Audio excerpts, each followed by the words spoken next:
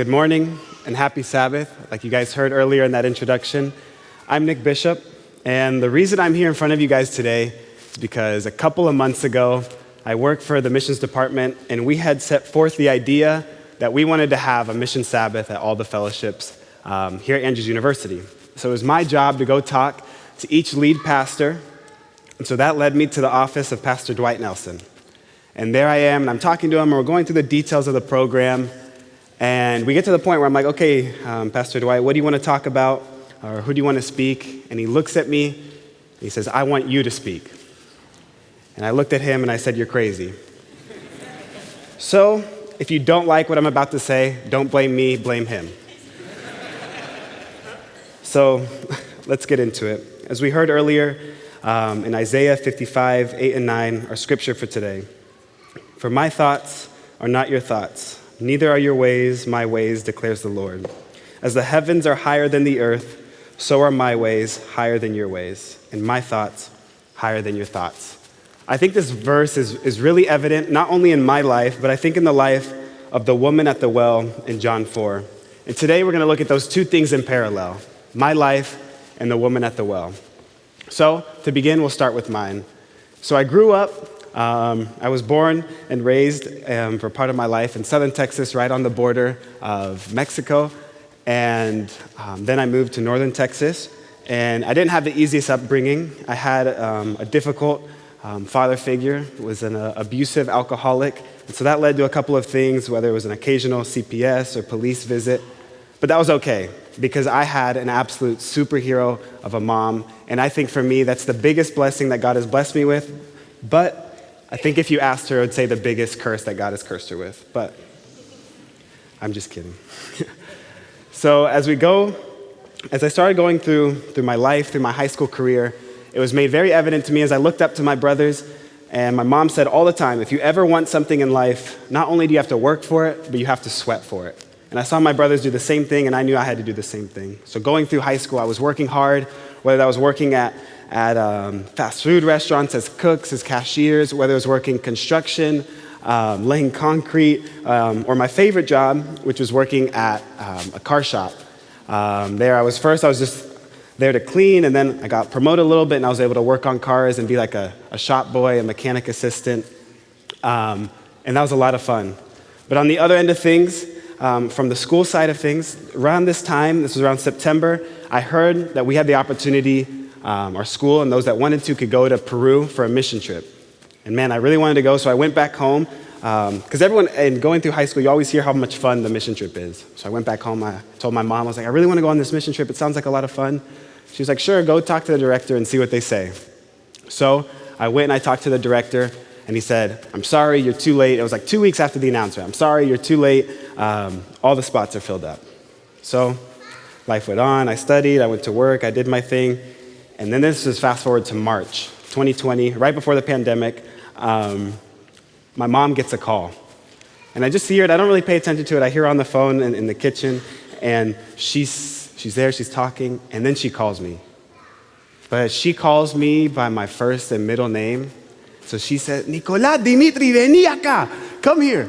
And then never in my life have I heard my mom call me by my first and middle name and talk to me in Spanish and it end well. And especially has it ever ended well with the school called. And so I'm there, I hear the school called, and I'm like, oh no, what did she find out? Not what did I do, because I knew I did something. I was like, what did she find out? So she comes and she says, the school called and they said there's an extra spot for the mission trip if you want to go. So I was like, oh, that's awesome. But then she said, it's $2,000. So I was like, I know. You know, my mom and I and my siblings, we always grew up hearing the phrase that we were living on a budget, or we always heard the phrase, not this month or not till the first. And that applied for like school things or soccer cleats. You know, you got to wait till next month or you got to wait till the next month. And so I knew $2,000, no way. But my mom said, I'll let you do this. You can use my phone and you can call anyone on my contact list to try and fundraise money. So in 48 hours, I called my aunts, my uncles, my grandparents. I called my mom's old roommates. I called everyone, and we got the money. $2,000. God multiplied the money in 48 hours when I needed it in 4 days. So then 4 days later, I was on a plane and I landed in Lima, Peru. And there I was, and my job continued. Working construction that's what I wanted to do. They asked me, and I was like, oh, I'll go work construction. We were building a church. I liked it. This is what I was good at. This is what I was used to. I was there with the local guys. I was able to help lead out a little bit because I knew what I was doing, and it was fun. We were making fun of the gringos that didn't know how to work or that didn't speak Spanish, and we're there, and we're laying our bricks, and then we're just having a good time. We're making jokes, and it's awesome. And then the next day, the director comes up to me and he says, oh, I know everyone else had a job, and because you just got put on, you need to come help us in the clinic. And so I was like, okay, I went to the clinic. I need to be a translator for this American surgeon. His name was Dr. Josh Long. And when I went into this room, I remember I had to climb up these stairs. We were in the school/church. I climbed up the stairs. I walked down this hallway, and there I see him. And as I reflect on my life, I am certain that this was my guardian angel or my angel or something, because this man showed me so much of Jesus that I had never seen before, and I really needed it in this time. So there I'm with him, and we start going through it. The patients come through, patients that have never seen doctors in their lives, or it's been years since they've ever been able to have access to medicine, and here we are allowing to cure them for free. And I fell in love with this idea that we're helping these people that have never had access to medicine. And then I'm also able to help him, and because I had to translate, but then also help him out with surgery. So then I fall in love with the human body. I was like, wow, this is crazy. I'd never seen this before. And the best way to describe this feeling that I'm starting to get is my professor, Dr. Bailey, says, you have to find the fire in your belly. So it's this idea that you have to find what puts wind in your sails or that gets you going. And we use this for research and stuff in psychology. You got to study something that you love. But I found this in my life. I feel this feeling coming up, and I hated it because I'd never felt it before. I thought it was weird. But, I kept going. I had a lot of fun. And this was a type of fun I'd never experienced before. So I'm going through the days. It's Tuesday, it's Wednesday, it's Thursday, the same thing, amazing miracles that we're seeing. And then we get to Friday. And I remember the doors of the clinic opened up at 8 a.m. We were there. I was there at 7:45. And I remember climbing up. There was it was the second floor, and then I could climb up some cement, and it was to get on top of the roof. And I wanted to see all the village, and I wanted to see all the people in line. And there was 250 people in line before it even started. And I'm there, and as I close my eyes, I can see it perfectly. I hear so many types of sounds. I remember at the end hearing screams, pain and agony, and then I hear laughter, and then I hear crying, and I hear these conversations, I hear everything going on. And then those faces become more familiar. They start coming through the clinic. We start working through them, and then the last patient, Dr. Long told me, said, I want you to handle this one. I want to see if you've learned anything. So I'm there, and he's right next to me. I'm translating a little bit just to show him what's going on. I did at the very end. I was like, yeah, this is what's going on, and he was like, okay, and I was like, I think we should give him this dosage of medicine and this medication, and he was like, whoa, slow down. We don't want to kill them. And so I was like, I don't know, I'm not the doctor. But anyways, so I had this experience, and at the end of this, he looks at me, and he says, Nick, I think you'd be a great doctor. I think God is calling you to be a doctor. And I looked at him, and I was like, the same thing I looked at Pastor Dwight when he asked me to speak. I said, you're crazy. Because I had this idea that because of where I came from, because of what I grew up in and all this and the job that I thought mechanic was the best thing I could accomplish in this life. And then I have someone saying I could become a doctor. I couldn't believe it. I didn't think someone like me could become a doctor. But then he's there and he says, no, I swear I think God is calling you to be a doctor. And then, so I reflect on this, and I go almost where I was earlier when I saw the village, all them lined up to come to the clinic. I was almost in that area, but this part where it's this cliff, and you can see all of this mountain, this dirt, desert mountain of Peru. And I'm there, and I'm talking to God, kind of for the first time, because I knew God, but we were more like acquaintances. Kind of said, hi, what's up? I respected him, but I never had a close relationship with him. So there I am, and I tell him, can you believe this guy? He said I could be a good doctor. What is he talking about? And I said, I feel maybe there's some truth to this. If you think it's true, if this is what you want me to do with my life, I need a sign. So not a minute or 30 seconds later, I'm walking over, I finished to the other side, I was trying to go back and see what everyone was doing, and this little kid comes running up, and he jumps on top of me, and he gives me a hug. You'll see a picture of him in a little bit. There he is, and he's got this little crown on his head, and his mom was one of the patients, and she had just told her son, go hug the doctor. And then she comes up to me and she's like, ay, muchísimas gracias, doctor. She's telling me, thank you so much, doctor. And I'm like, no, I'll tell the doctor thank you. And she's like, no, usted. Like telling me that I'm the doctor. And I was like, no, I'll tell him. And she was like, no, thank you so much. And I was like, oh, that's weird, but whatever. So later, that day went on. I went to my room where we were sleeping at the Adventist University in Peru there. And the night's going on, and I'm beginning to reflect, and I start to think, so I guess I'll just go on with trying to become a mechanic because it's clear to me that God didn't want me to become a doctor. He didn't give me the sign I wanted to see, or he didn't give me a sign. And then I felt this feeling that I had felt before, because this is how God works with me. He does the same thing that my mom does. If I'm out of line, he takes off the chancla and he throws it at me. So I feel God does the same. If I'm out of line, I feel God gives me a kick, or he hits me with the top of the knuckle in the back of the head, and it gives you the little egg. But that's how I felt. I feel like God's like that with me, because he knows I need that. I don't need a little soft push. I need to get pushed sometimes. And so I'm there, and I feel this like, what are you talking about? What do you mean I didn't give you a sign? And I look back on that picture of the kid, and I see his golden crown, and it was evident. To me, I was like, okay, I see it. Not only was his name Mateo, which means Matthew, and it's from the Bible, but also he had this golden crown, and I know that God promised me that one day, like all of us would have a golden crown. And maybe his crown on earth was a crown of thorns, but I knew that this crown was a symbol of Jesus to me. So then with that information and that pivot in my life, it took me to the pearly gates of Andrews University. And there you'll see a picture of me in front of the famous globe. And so that's where my life started new, where I thought, okay, I'm going to become a doctor. I'm going to go study at Andrews University. And then I went on to do some other things, but we're going to take a pause from my story, and we're going to look at John 4 that talks about the woman at the well. So turn with me. So if you're not familiar with John 4, there's this woman at the well, and I'll go through a quick little paraphrase, so forgive me if it's not the best, but so the beginning of John 4, right before this in John 3, the disciples and Jesus had been baptizing a ton of people all through these cities. They're on this little baptism tour. And in John 4, as we see through the verses, they go to this city in Samaria called Sychar. And we see Jesus do this move that he does a lot in the Bible.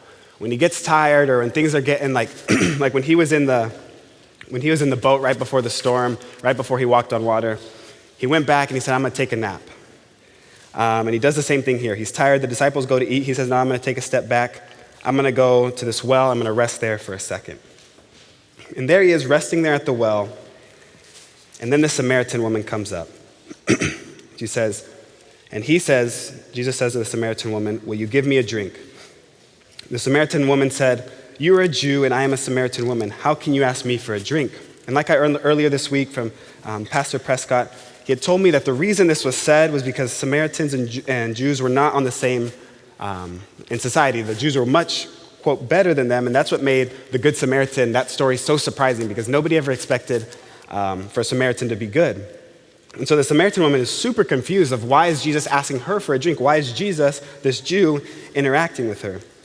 And at this part is the first point where I really relate to the Samaritan woman. Just like when that doctor said, I think you'd be he thought I'd be a great doctor. Just like he said, I think God is calling you. I felt the same way. Like, there's no way someone like me, can be interacting with someone like Jesus on that level.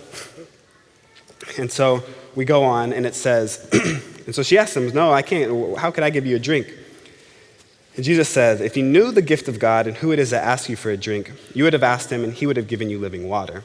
And then the woman starts to question him. What are you talking about? Do you think you're greater than our father Jacob? What can you even draw with this? You don't even have any tools to draw from the well. What are you doing? What are you talking about? And Jesus says, everyone who drinks this water will thirst again, but whoever drinks this water I give them will never thirst.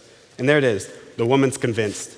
Wow, "Sir, give me this water so I won't get thirsty and have to keep coming here to draw from this water." She's convinced, but Jesus wants to make sure she's convinced. So he says, "Go call your husband." She's like, "I have no husband." Jesus said, "You're right. You have no husband. The fact is you've had fives, and the one you're with now isn't even your husband." So he calls her out, tells her, "You're sleeping around. I don't know what you're doing." And then she says, "Wow, what you've said is quite true. I can tell you're a prophet." And then they go into this conversation about worship and how Jesus says, "Don't worry, you will not worship on this mountain or in Jerusalem." And basically this idea that wherever you worship isn't confined to one building. And then he talks about true worshipers worshiping in the Spirit. And then the woman at the end of this conversation is like, "Oh, I know what you're talking about. It sounds like something a Messiah would tell me. Or the Messiah that I've heard about, he'll be able to explain more of this, don't worry." And Jesus says, "I, the one speaking to you, am he," in reference to the Messiah. And just then, the disciples return and they see this really weird situation because they see Jesus, and I'm sure people knew that this woman was kind of this woman of the streets, as people say. She was hopping from men to men. And they see Jesus alone with her at the well. So it looks a little weird on Jesus' part, but they also know that Jesus tends to do things weird sometimes. And then it says, "But nobody asked, 'What are you doing? Why are you talking to her?' And then leaving her water jar, the woman went back to town and said to the people, 'Come see a man who told me everything I ever did.'" And I think this water jar is really, really powerful. Even though it just sounds like it's a water jar, we skip by it. In my opinion, I think that this water jar symbolizes something back to Isaiah 55:8, like we read before. I think the water jar represents her plans, her thoughts.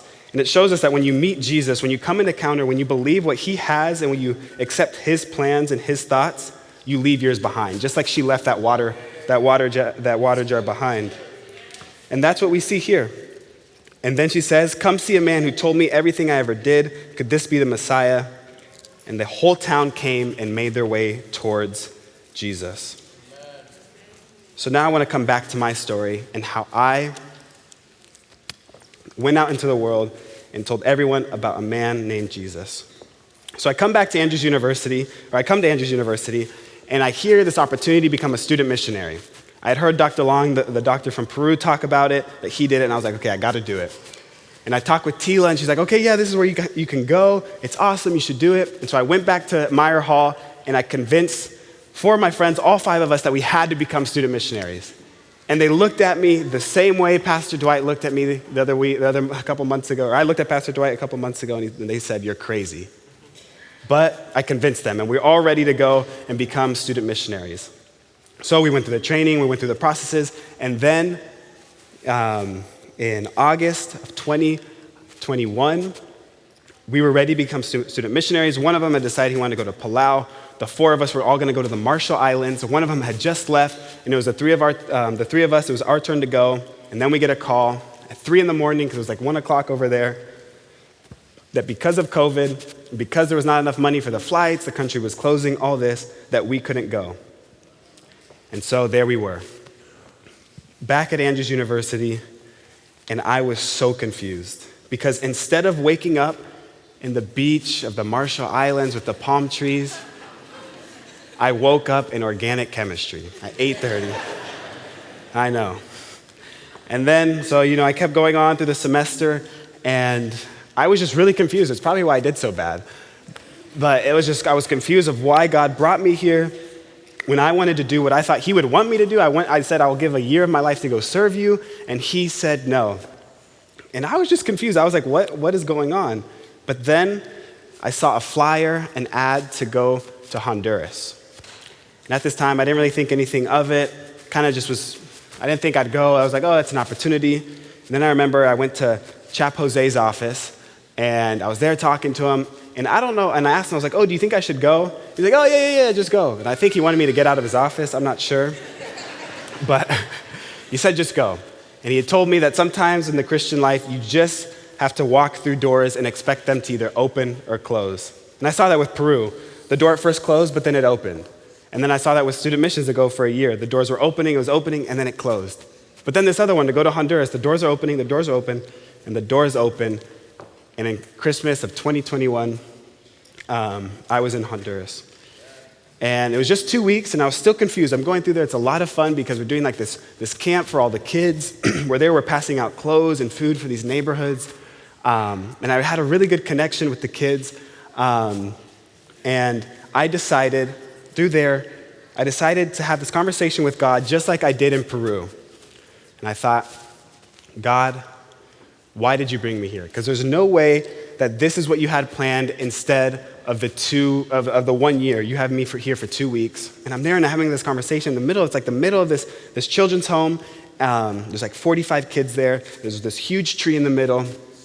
And I'm there and I'm saying this. And then I hear these little girls like come running towards me. Nico, Nico, Nico. They wanted to play. And I knew, I was like, okay. And God had made it clear, like, they're why. They're why he took me away to do a year, and he needed me there for just 2 weeks. But then I enjoyed it so much that I decided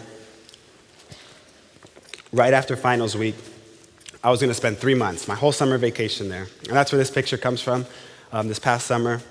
And there I was for 3 months. And it was awesome, and I have tons of stories, but I'm just going to tell you guys one. So there, as you saw in some of the pictures, my job, I couldn't tell you one thing I did. I cooked, I cleaned, I did a lot of maintenance, I welded, I had to teach the guys, that was the one with all of us in the workshop, I had to teach them how to work. I taught English, Spanish, reading, music, Bible, and it was a lot of fun. And one day, I'm reading, I have the job because a lot of these kids, they come from really tough situations and they don't always get access to education. So there's an 11-year-old, and she's there, and she didn't know how to read. So part of my job was to focus in on her and make sure that she could get caught up, she could learn how to read, and she could get going. And so one day, I wake up, this was the longest day of my life. I woke up at 4:30 in the morning because part of my job started at that time to go give like optional prayer with the kids that wanted to. And then the part that wasn't optional was at 5 o'clock where I had to go and exercise with the guys. So, I went over, it was like a minute walk. I walked outside the gate of the children's home, and I went to the other facility where the guys were, and there we are working out in the morning, doing push-ups, sit-ups, running our laps, and then I come back, I finish, and we're walking in, and someone tells me, hey, can you go look for, let's say her name is Jane. We can't find her. Can you look for her when you go, you get ready, and before you come up, just see if she's around. So I was like, okay. I didn't really think anything of it. So I went, I didn't see her, and I came back, I was like, oh, I didn't see her. But then Jane's best friend, who we could call her Mary, came. This was the one that I was helping her learn how to read. Her name was Mary. She came up to me because she didn't really trust the other volunteers, and she said, Nick, Jane left this morning. She escaped. And I was like, oh, what are you talking about? And she was like, well, this morning, when you left to go work out with the guys, she tried to convince me to leave with her because she found out that the day before she had found out that her dad, who had been abusing her whole life, had moved back in with her mom. And so this 12-year-old girl thought she needed to go protect her mom. So she escaped from the children's home, and she went to find her mom. And so Mary told me this, and she's giving me all the information. She was like, and then she was wearing this, and this is where she lives, and she's over there, and she's telling me all this. So I'm like, okay, let's go. So I go full CSI Honduras on them, and I hop in the truck, and I'm going through these villages. I'm going through town, the village to village, and I'm asking where it is, and I find where she used to be, or where she used to live. I found the house that Jane used to live in. Her tia was living there. Her aunt was living there now. And I'm talking to her, and he's like, I need to make sure Jane is safe. Where is she? And she's like, oh, I don't know. I haven't seen her. And I knew she was lying, but she was like, oh, they moved up there. So I went up the village, and I kept asking, and I found the house that they were living in. And I found right in front of the house, so there was this pulperia, which is like, it's like a corner store. And it's right there, and I'm talking to them. And I find the last person that saw Jane and her family. And she was like, I saw her about an hour ago, but they just left. They left about 30 minutes ago or something like that. So I just missed them. So I went back to the children's home, and I saw Mary, and I told her, and we couldn't find her, and that she had left. And Mary comes up to me, and me and Mary, because we'd been working all this time together, and we'd gotten really close, and I thought of her as like a little sister, and she comes up to me and she says, would you look for me like you looked for Jane? And I told her, I looked at her in her eyes, and we were both there at the end of this, we were crying, and I told her that I wouldn't rest until I found her, that there isn't a mountain I wouldn't climb up to find her. And there in that moment, I was able to give her that picture of that song, Reckless Love, and where that verse comes from. And I was there to teach her about the lost sheep and how Jesus is always chasing after you. And because she didn't really know how to read yet either. And so I told her, I said, actually, it's scientifically proven that if you read your Bible, you'll learn how to read faster. I just made it up, but it worked. And she said, okay, Nico, when you come back, I'm going to read to you, and you'll see that I've gotten better. And I told her, okay, read one verse every day, and when I come back, I know you'll be better. And I went back. I've gone back 4 times already, and I went back that time after when she had told me when you come back. And there I am, and I'm sitting, and we're sitting down on the little bench, and there she is reading to me and I was shocked. I was astonished about how well she could read. So that's how I began to show the world of a guy named Jesus that told me everything I ever did. You know, it started in Peru, and then it went to Honduras, and I keep going back every time I can. My story's not over. I'm going back in March with some of my friends, and we're going to try and do some projects there, because to me, I'm committed to telling the world about a man named Jesus that told me everything I ever did.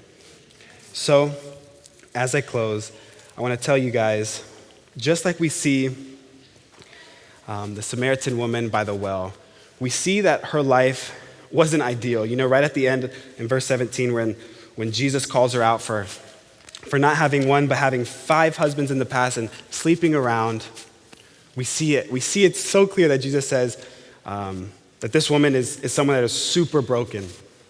But the truth is, I think it's safe to assume that this woman probably also had a lot of trauma growing up, because usually people those situations aren't normal. And I think it's beautiful how God still decided to use her, and she didn't really choose where she came from. She didn't at all. Just like I didn't choose where I came from, just like the kids in Honduras didn't choose where they came from. But I think all of us have made a new choice today and every day for the rest of our lives, that although we didn't choose where we come from, we choose where we're going, and we're going with Jesus. And so now the Connect card will come up as we're closing today. And you have 3 options. You can text GO SERVE at 269-281-2345. And your first option is to talk to somebody about the idea of escaping the noise. And if it wasn't made clear, we saw Jesus do this in the Bible. We saw him escape the noise from the disciples that wanted to go eat. We saw him escape the noise. We saw Jesus take my life from all the things I had going on growing up and in high school. He took me away from the noise. He allowed me to escape the noise. And just like Pastor Dwight had told me a couple weeks ago, he said, the reason people come back from missions so changed is because when you escape the noise of the world, it makes it so much easier for God to speak to you. And so that is what that option is for, to have an opportunity to escape the noise, whether that's go on a mission trip, whether that's go on a spiritual retreat, or just talk to one of the pastors about how you can escape the noise. And then the other option is for our students here, our Andrews University students. If you decide that you were touched by my testimony, go serve, don't wait. Don't wait for the sign to come at your door. Start walking through doors. Let them open or let them close, but I think they'll open. So that's what that second option is for you, to become a student missionary. And the third option is if you want to support with money or however you see fit, to make sure that people are allowed to escape the noise and become student missionaries. Each one of those are just as important. And so I challenge you guys today, because I know I'm not the only one that didn't choose where they came from. But I want us all today to choose to go with Jesus.